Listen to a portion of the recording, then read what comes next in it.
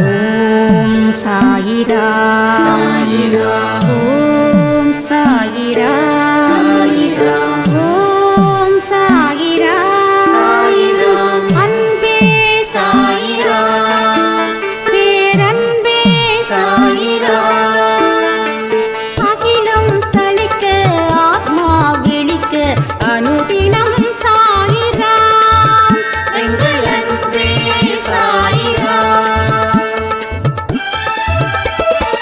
ஒன்றே இறைவன் ஒன்றே பூமிக்கென்றும் சாயிரா சரணம் சாயிரா நன்றே செய்து வாழ்வோம் நாம் ஒன்றே செய்து வாழ்வோம் அன்பே சாயிரா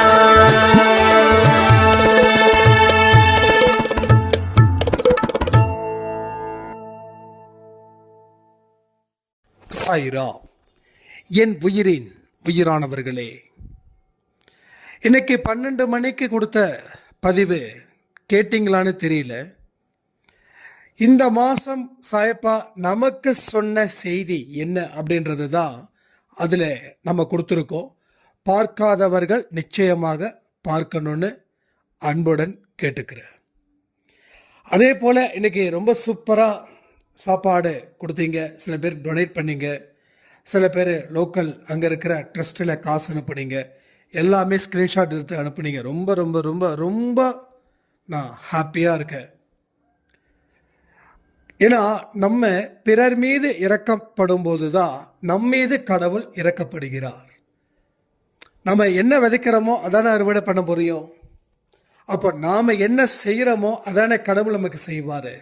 ஸோ இதை பற்றி தான் இன்றைக்கி இந்த பதிவு. கடவுள் உங்களுக்கு என்ன செய்யணும் அப்படின்னு நினைக்கிறீங்களோ, கடவுள் உங்களுக்கு 1 லட்சம் ரூபாய் கொடுக்கணும்னு நீங்கள் நினச்சிங்கன்னா நீங்கள் 10, 100, 1000, 10,000 பிறருக்கு உதவியாக கொடுங்க. கடவுள் உங்கள் மீது கருணையாக இருக்கணும் அப்படின்னா நீங்கள் பிறர் மீது கருணையோடு இருங்க.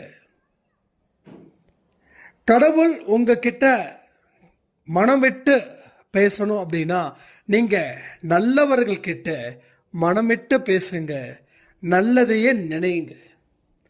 இது எல்லாமே நடந்துருச்சுன்னா உங்கள் வாழ்க்கையில் செமையான ஒரு அற்புதமான ஒரு வாழ்க்கையை அவர் உங்களுக்கு அமைச்சி தருவார்.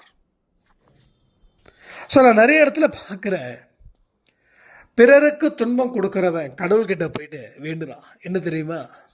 கடவுளே என்னை காப்பாற்று, என்னை யாரும் கஷ்டப்படுத்த முடியாத அளவுக்கு என்னை வாழவை அப்படின்றான். கடவுள் சும்மா இருப்பாரா? கடவுள் நேருக்கு நேரால பதில் தர மாட்டார். எப்படி கொடுப்பாரு? அவனுக்கு ஏற்ற மனுஷனை உருவாக்கி பதில் கொடுப்பார்.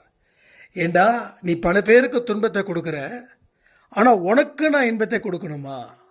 நீ யாருக்கு என்ன கொடுக்குறியோ அதுதானடா நான் உனக்கு கொடுப்பேன். இதுதான் அவருடைய லாஜிக் இது. ஸோ இந்த லாஜிக்கை நீங்கள் திங்க் பண்ணிட்டீங்கன்னாவே போதும், நீங்கள் சரியான விஷயத்தை அவர்கிட்ட கேட்பீங்க. இன்னும் சில விஷயங்கள் சொல்லணும் அப்படின்னா, பிரார்த்தனைகள் தேவையில்லாத ஒரு பகுதியாக கூட மாறிடும் உங்கள் வாழ்நாளில். ஏன்னா நீங்கள் செய்யக்கூடிய செயல்கள் மூலமாக பெறக்கூடிய வெற்றிகளை நீங்கள் நினச்சி பார்க்க முடியாத அளவுக்கு அந்த வெற்றிகள் வந்துக்கிட்டே இருக்குது அப்படின்னா நீங்கள் எதுக்காக பிரார்த்தனை பண்ண போகிறீங்க? நான் எனக்காக பிரார்த்தனை பண்ணி கிட்டத்தட்ட 5-6 வருஷம் ஆகுது. ஆனால் இங்கே பிறருக்காக பிரார்த்தனை பண்ணி தான் என்னுடைய பிரார்த்தனையை நான் விட்டுட்டேன். எனக்கு என்ன கேட்கணும் அப்படின்ற ஒரு விஷயம் கூட தெரியல. அதாவது எனக்காக. அப்போது என்னுடைய அன்பேசாய குடும்பம் நல்லா இருக்கணும். அப்போ வியாபாரத்தின் மூலமாக பெற்ற குடும்பம் நல்லா இருக்கணும். இந்த மாதிரியான பிரார்த்தனை, பொதுவான பிரார்த்தனைகள் தான் நான் அவர்கிட்ட வைக்கிறேன். ஸோ எனக்கு என்ன தேவைகள் அப்படின்றது எனக்கு இப்போ வரைக்கும் தெரியல.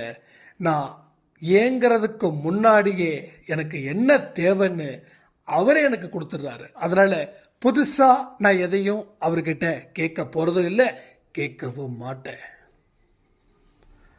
ஸோ வாழ்க்கையிலும் அப்படிதான். நீங்கள் எதை உருவாக்க நினைக்கிறீங்களோ, எதெல்லாம் எதிர்பார்க்குறீங்களோ, அதை நீங்கள் பிறருக்கு செய்வதன் மூலம், அதை நீங்கள் உருவாக்குவதன் மூலம் அந்த ஒரு இடத்த நாம் பிடிச்சிடலாம்.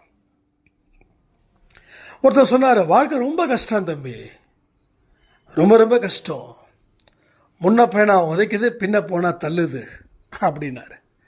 ஆனால் அந்த மனுஷனுடைய கேரக்டர்ஸ் நான் சொல்லட்டுமா, எப்போ பார்த்தாலும் யாரை பார்த்தாலும் நம்ப மாட்டார், எப்போ பார்த்தாலும் கடினமான வார்த்தைகளை சொல்லிக்கிட்டே இருப்பார்.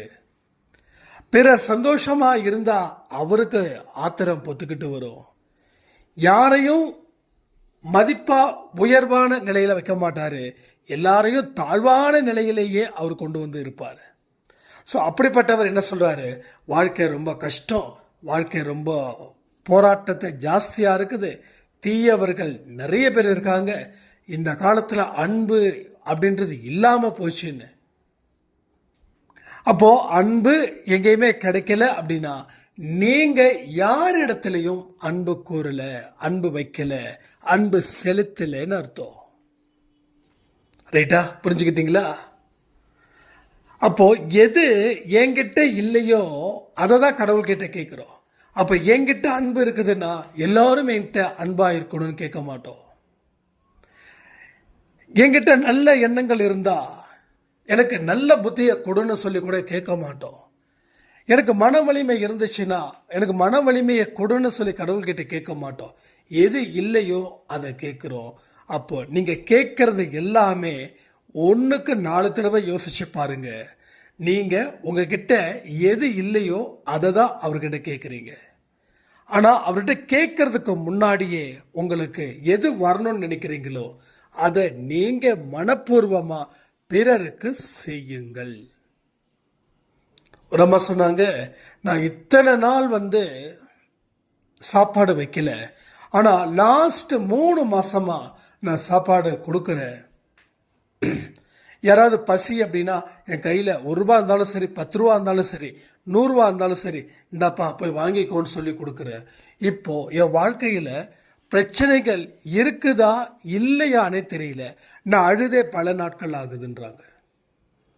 அப்போ என்ன ஆகுது, இந்த அம்மா கிட்ட அந்த கடவுள், அதாவது அந்த சாயப்பா அன்பு வச்சிருக்கிறதால அவங்களுக்கு வலி அப்படின்ற ஒரு விஷயத்தை கொடுக்காம இருக்கார்.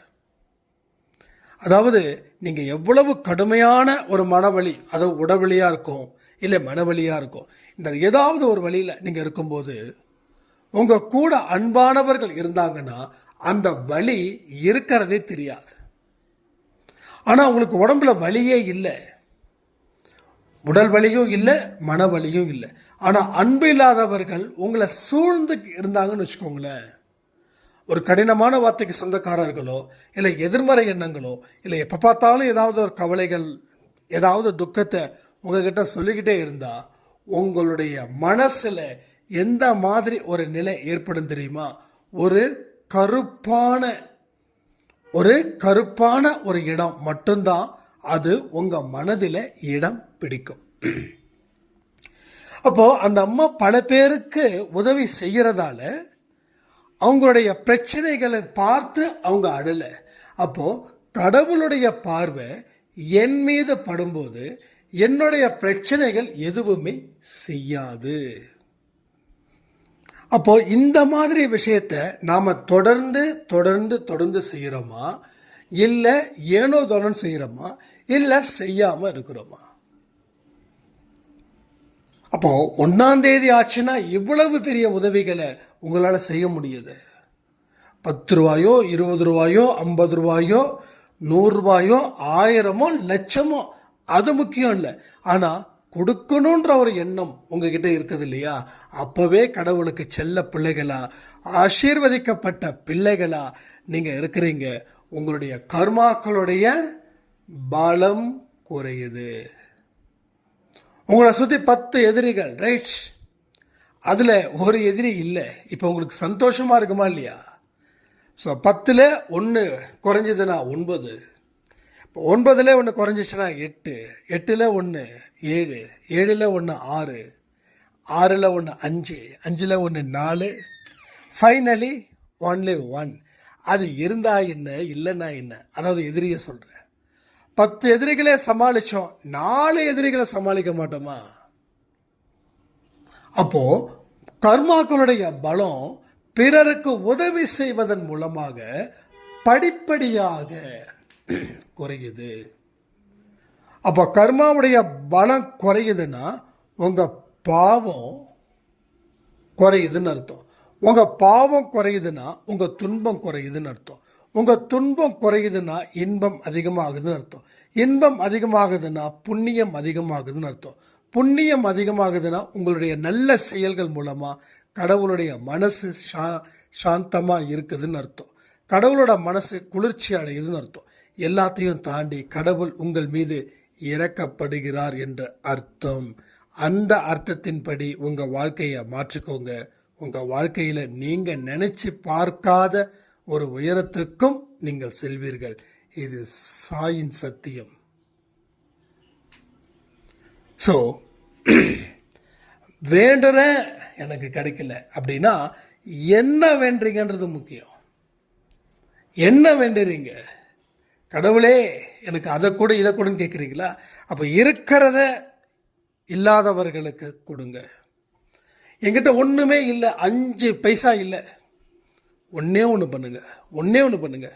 யாரெல்லாம் இல்லைன்னு நினைக்கிறாங்களோ, யாரெல்லாம் வேணும்னு கேட்குறாங்களோ அத்தனை பேருக்கு சாய்ப்பாவை நீங்கள் கொடுங்கன்னு சொல்லுங்கள். ஆட்டோமேட்டிக்காக உங்களுடைய பை நிரம்பும், உங்களுடைய கை நிரம்பும், உங்கள் வீட்டுக்குள்ளே பொண்ணும் பொருளும் நிச்சயமாக நிரம்பும். அவ்வளோதான். இந்த ஒரே விஷயந்தான் நீங்கள் புரிஞ்சிக்க வேண்டியது. ஒரு மனுஷனுக்கு 3 விதமாக உதவி செய்ய முடியும். தெரியுமா உங்களுக்கு? எந்தெந்த வழிகள் சொல்லுங்கள் பார்க்கலாம். ஒரு மனுஷனுக்கு நாம் 3 வழிகளில் உதவிகள் செய்ய முடியும். ஒன்று உடல் ரீதியாக, 2வது பணம் பொருள் ரீதியாக, 3வது மனதின் ரீதியாக. இந்த 3 ரீதியாக நீங்கள் உதவிகள் செய்யும்போது இப்பையும் உங்களை சுற்றி இருக்கக்கூடிய கர்மா உங்களை வழிவிடுது. ஒரு இடத்துக்கு நீங்கள் போகிறீங்க, அந்த இடத்துல நிறைய பேர் தடுக்கிறாங்க. ஏன் தடுக்கிறாங்க? நீங்கள் நல்ல இடத்துக்கோ, சந்தோஷமான இடத்துக்கோ, மகிழ்ச்சிகரமான இடத்துக்கோ செல்வது அவங்களுக்கு பிடிக்கல. அப்போது இந்த 3 விதமாக 3 ரீதியில் ஒரு இடத்துல நீங்கள் உதவிகள் செஞ்சு பார்த்தீங்கன்னா கொஞ்சம் கொஞ்சமாக அடைக்கப்பட்ட நீங்கள் வெளியேறுவீங்க. அதனால் என்கிட்ட கையில் காசு இல்லை, பணம் இல்லை, நான் எப்படி உதவி செய்கிறது? ஒருத்தங்க கேட்டாங்க. என்கிட்ட இல்லைங்க, கண்டிப்பாக இல்லைங்க, நானே உதவி பெறக்கூடிய இடத்துல தான் நான் இருக்கேன் அப்படின்னாங்க. நான் தான் திரும்ப அவங்களுக்கு சொல்கிறேன், அவங்களுக்கு பதில் அங்கேயே சொன்னேன், இங்கேயே சொல்கிறேன். இல்லைன்னு நினைக்கிறத விட்டுட்டு என்ன இருக்குதோ அதை கொடுங்க. உங்கள் மனசை கொடுக்கலாமே, அதில் இருந்து ஒரு பிரார்த்தனையை வைக்கலாமே. நீங்கள் உடல் ரீதியாக கொடுத்த உதவியோ இல்லை பண ரீதியாக கொடுத்த உதவியை விட மன ரீதியாக கொடுத்த உதவி டபுள் மடங்கு. சரிங்க, என்னால் பணமும் கொடுக்க முடியும், என்னோட உழைப்பை கொடுத்தும் ஒருத்தவங்களை காப்பாற்ற முடியும், மன ரீதியாகவும் பிரார்த்தனைகள் மூலமாகவும் கொடுக்க முடியும்னா நீங்கள் 3 இடத்துல வெல்கிறீர்கள்னு அர்த்தம். உங்களுக்கு 3 விதமான பலன்களும் 3 விதமான பலமும் ஏற்படும். அப்போ பலகீனங்கள் குறைஞ்சிச்சுன்னா பலம் அதிகரிக்குது. இவ்வளோதான். ஒன்று இறங்குனா ஒன்று ஏறும். எது இறங்கணும், எது ஏறணும் சொல்லுங்கள்? எது இறங்கணும்? பாவம் கீழே இறங்கணும். எது மேலே போகணும்? புண்ணியம் மேலே போகணும். அதுதான் நமக்கு தேவை. அது எங்கே இருக்குதோ அதை செயல்படுத்துங்க. ஸோ இல்லை அப்படின்ற ஒரு வார்த்தையே நீங்கள் அதிகமாக உச்சரிக்கும் போது இருக்கிறதும் நம்மளை விட்டுட்டு வெளியில் போகுதுன்னு சொல்லுவாங்க பெரியவங்க. சொல்லியிருக்காங்களா இல்லையா? ஒருவேளை எனக்கு மட்டும்தான் அந்த பெரியவங்க சொன்னாங்களோ? அப்படி இல்லைல்ல. ஸோ எல்லாருக்கும் சொல்லியிருப்பாங்கல்ல. அதனால தான் எங்கேயாவது எப்படிப்பா இருக்க அப்படின்னா நம்ம எப்படி சொல்லணும்? நல்லா இருக்குங்க, கடவுள் புண்ணியத்தில் எந்த குறையும் இல்லை அப்படி சொல்லணும்.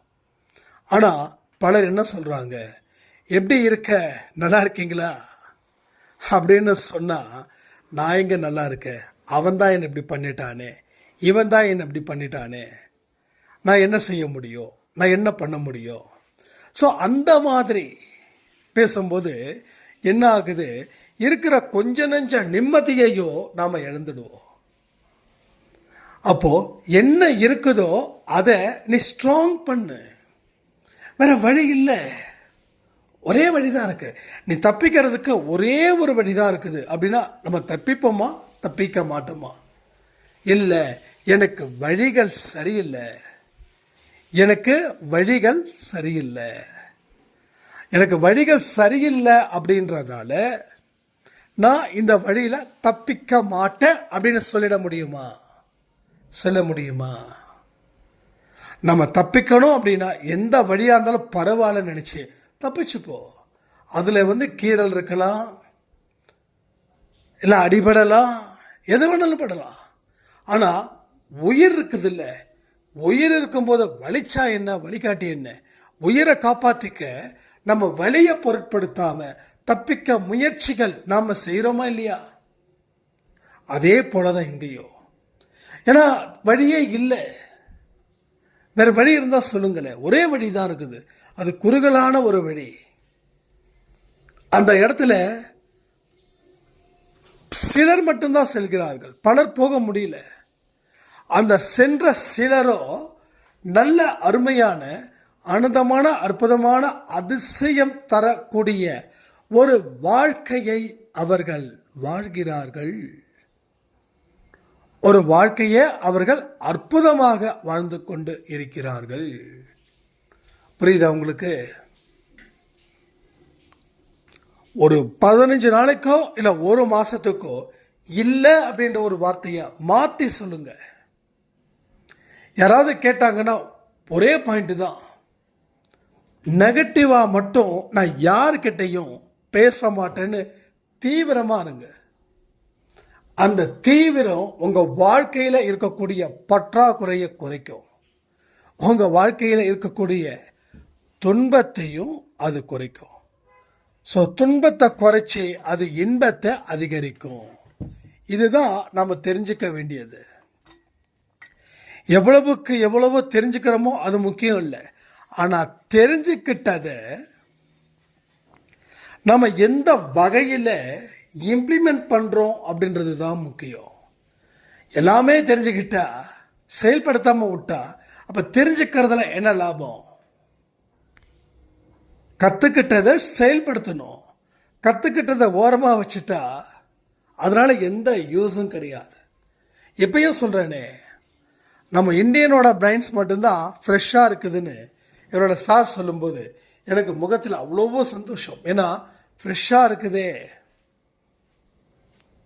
அது அப்படின்னு. அப்போ தான் என்னடா சிரிக்கிற அப்படின்னாரு. இல்லை சார், மாதிரி ஃப்ரெஷ்ஷாக இருக்குது இல்லை. டே, யூஸ் பண்ணாத ஒரு பொருள் ஃப்ரெஷ்ஷாக தானடா இருக்கும். அப்போ தான் தெரிஞ்சுது, ஓ மூளை ஃப்ரெஷ்ஷாக இருக்கக்கூடாது அப்படின்னு. ஆனால் நம்ம மூளைக்கும் வேலை கொடுக்கல, அறிவுக்கும் வேலை கொடுக்கல. நாம் கொடுத்த வேலை எல்லாம் எதுக்கு? மனசுக்கு மட்டும்தான். ஏன்னா மனசு என்ன சொல்லுது, நீ சும்மாவே இரு, தூங்கிக்கிட்டே இரு, நீ யார் என்ன சொன்னாலும் ரெஸ்பான்ஸ் பண்ணாத, யாராவது ஏதாவது கேட்டால் தெரியாதுன்னு சொல்லு, தெரியுதுன்னு சொன்னால் உனக்கு வேலை கொடுப்பாங்க, உன்னால் வேலை செய்ய முடியாது, உழைக்கிறது மடத்தணும், சும்மா சோம்பேறியாக பொழுத போக்குறது தான் புத்திசாலித்தனம். இதை நான் சொல்லும்போது நீங்கள் வேடிக்கையாக நினைக்கலாம், கண்டிப்பாக இல்லை.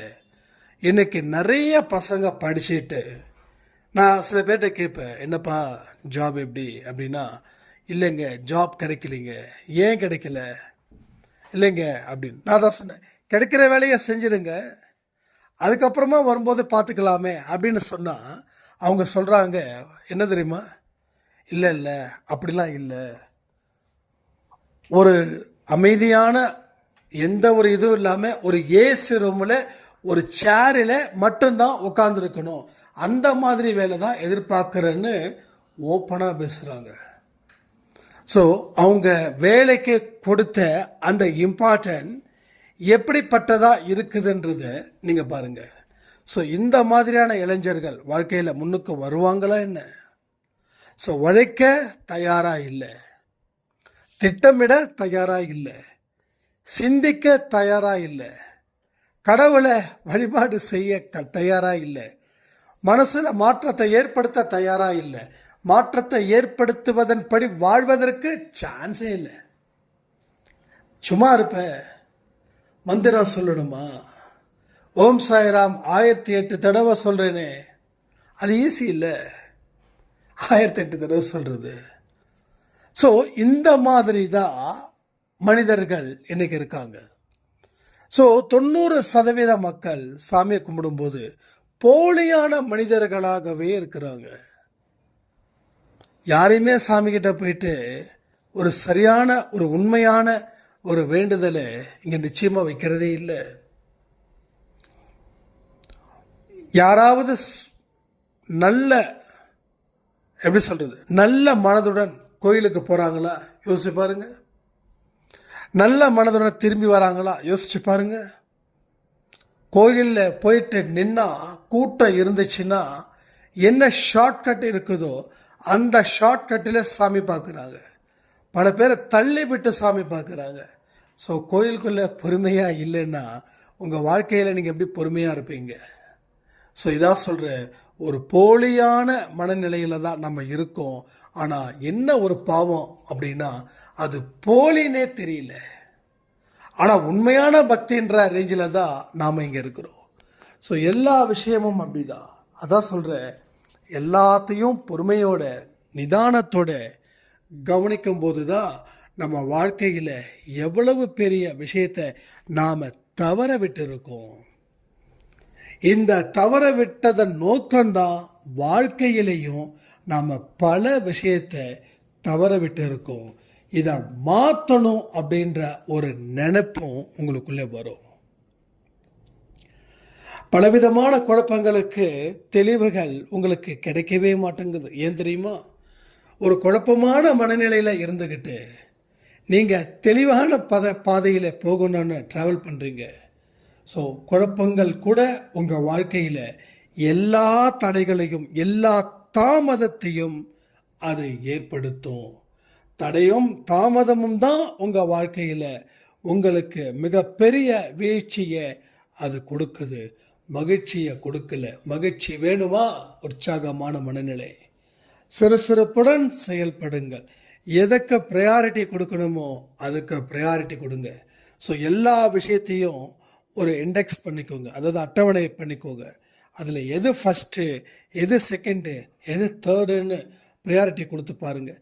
நீங்கள் எதுக்கு ப்ரையாரிட்டி கொடுக்குறீங்களோ தட்ஸ் யுவர் லைஃப். நீங்கள் ஒர்க்குக்கு ப்ரையாரிட்டி கொடுக்குறீங்கன்னா ஒர்க்கை உங்களை காப்பாற்றும். நீங்கள் என்டர்டெயின்மெண்ட்டுக்கு ப்ரையாரிட்டி கொடுக்குறீங்கன்னா என்டர்டெயின்மெண்ட் உங்கள் காலத்தை வீணாக்கி உங்களை நடு தெருவில் வந்து நிறுத்தும். இதையும் யோசிச்சு பாருங்கள். ஸோ என்கிட்ட கையில் காசு இல்லை, என்ன பண்ணுறதுன்னு தெரியல. நோ, இதெல்லாம் தப்பு. இதை திரும்பவும் சொல்கிறேன், உழைத்தால் வருமானம் வரும், உழைக்கவில்லை என்றால் வருமானம் வராது. இல்லை சாய்ராம், நான் நல்லா தான் உழைக்கிறேன், நான் நல்லா தான் உழைக்கிறேன் அப்படின்னா அப்போ ஒரே ஒரு விஷயந்தான். அப்போ உழைச்சா காசு வரலை அப்படின்னா நீங்கள் நல்லா உழைக்கிறீங்கன்னு நினைக்கிறதால நல்லா உழைச்சிட முடியாது. நல்லவனாக இருந்தால் எல்லாமே நல்லது தானே நடக்கும் அப்படின்னு சொல்லுவாங்க. ஸோ நல்லவனாக இருக்கிறது நல்லது தான், ஆனால் அந்த நல்லவன் வல்லவனாகவும் இருக்கணும். ஸோ நல்லவன்ற போர்வையில் நான் நல்லவன் சொல்லி முகமுடியை மாட்டிக்கிட்டு அவங்களையும் ஏமாற்றிக்கிட்டு பிறரையும் ஏமாற்றக்கூடியவர்கள் தான் நிறைய பேர் இருக்காங்க. ஸோ நிறைய முரண்பாடுகள் ஜாஸ்தியாக இருக்குதுங்க. கடவுள் ஸ்கேன் பண்ணுறார் நம்மளை. ஸோ ஒரு ஸ்கேன் பண்ணும்போது உடம்புல இருக்கக்கூடிய எலும்பு பகுதி தான் தெரியும், சதை தெரியாது இல்லையா? ஸோ எதை ஸ்கேன் பண்ணுறோமோ அது நல்லா தெளிவாக தெரியும். ஒரு எலும்பில் ஏதோ பிரச்சனைனா என்ன பண்ணுறாங்க டாக்டர்? ஸ்கேன் எழுதி கொடுக்குறாங்க, எக்ஸ்ரேஸ் எடுக்கிறாங்க. அது என்ன ஆகுது? தோலையோ உடம்புல இருக்கக்கூடிய ஸ்கின்னையோ உடம்புக்கு மேலே இருக்கக்கூடிய ட்ரெஸ்ஸையோ காட்டல, உள்ளுக்குள்ளே ரொம்ப கரெக்டாக அக்யூரேட்டாக என்ன பிரச்சனை இருக்குது, நரம்பு பிரச்சனை இருக்குதா, எலும்பு பிரச்சனை இருக்குதா, நரம்பில் எங்கேயாவது இன்ஃப்ளமேஷன் இருக்கா, இல்லை எலும்பில் எங்கேயாவது இருக்கா, இதெல்லாம் செக் பண்ணுறாங்க. ஸோ அதே போல தான் கடவுள் உங்களுடைய படிப்பையோ உங்களுடைய அழகையோ உங்கள் வாயிலேருந்து வரக்கூடிய வார்த்தைகளையோ பார்க்கல, உள்ளத்தில் என்ன இருக்குது அப்படின்றத மட்டும்தான் பார்க்குறாரு. உள்ளம் அழுக்காக இருந்தால் ரிஜெக்டு, உள்ளம் நல்லா இருந்தால் பாஸ். ஸோ உள்ளம் அழுக்காக இருந்தால் ஃபெயிலு, உள்ளம் அழகாக இருந்தால் நல்லா இருந்தால் பாஸ். அப்போது நீங்களே யோசித்து பாருங்கள், நாம் பாஸ் மார்க் எடுப்போமா இல்லை ஃபெயில் மார்க் எடுப்போமா? இதுதான் கேள்வி. இந்த கேள்விக்கு நீங்கள் பல கிலோமீட்டர் தள்ளி பதில் பெற வேண்டிய அவசியமே இல்லை. இந்த இடத்துலையே அதற்கு உண்டான பதிலும் எங்கே அமைஞ்சிருக்குது. அதற்கு தகுந்த மாதிரியான வாழ்க்கை சூழ்நிலையை நீங்கள் மாற்றணும். சூழ்நிலை கைதியாக நான் இருக்கிறேன், இதெல்லாமே நீங்கள் சும்மா இருக்கணும்னு முடிவு பண்ணீங்க இல்லையா, அப்பொழுதே நீங்கள் காரணத்தையும் சொல்லிட்டீங்க. யாராவது ஏதாவது ஏன்பா இதை இன்னும் செய்யலை அப்படின்னா, இல்லைப்பா என்னால் செய்ய முடியல, என்னால் இங்கே செய்ய யாரும் விடலை, அதனால தான் என் வாழ்க்கை இப்படி போயிடுச்சுன்னு. இது எல்லாமே நீங்களாக உங்கள் மேலே ஏற்படுத்திக்கக்கூடிய தப்பு தாளங்கள்.